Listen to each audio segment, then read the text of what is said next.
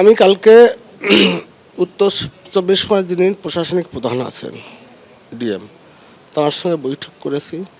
যেহেতু আমাদের ইলেকশনের পূর্ব ঘোষণা ছিল 45 দিনের ভিতরে আমরা সমগ্র ভারত বাংলাদেশ যত এরিয়া আছে আমরা কাঁটাতারে বেড়ার ব্যবস্থা করব।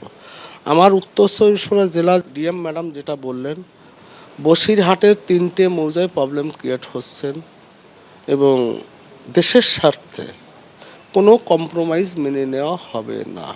কি প্রবলেম করা হচ্ছে? হয়তো জমির ব্যাপারটা নিয়ে কিছু লোক, যেখানে ইন্টারন্যাশনাল লাইন আছে, যে লাইনের আছে সেই লাইনের বাইরে কিছু লোক পড়ে যাচ্ছে।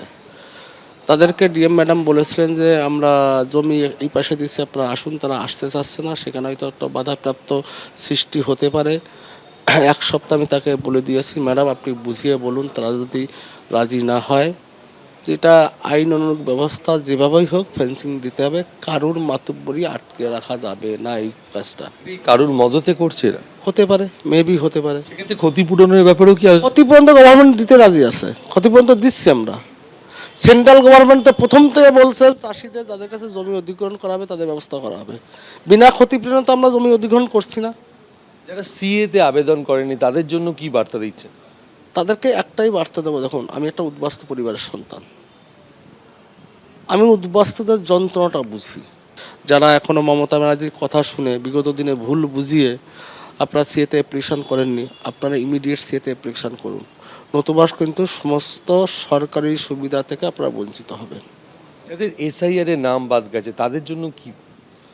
দেখুন, যাদের এসআইআর নাম বাদ গিয়েছেন আমি আপনাদেরকে বলে,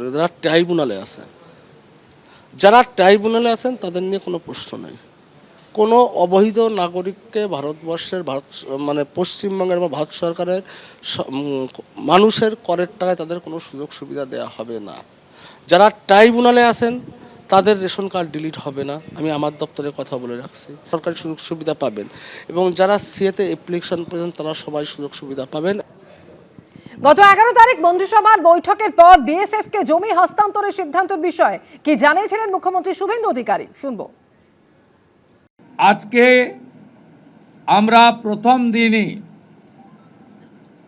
আমরা কেন্দ্রীয় স্বরাষ্ট্র দপ্তর তথা বিএসএফের সীমান্ত সুরক্ষিত করার জন্য জমি ট্রান্সফার প্রক্রিয়া আমরা আজকে অনুমোদন দিলাম।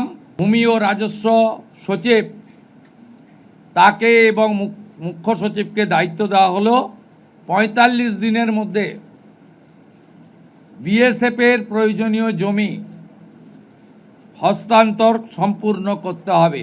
এবিপি আনন্দ, এগিয়ে থাকে, এগিয়ে রাখে।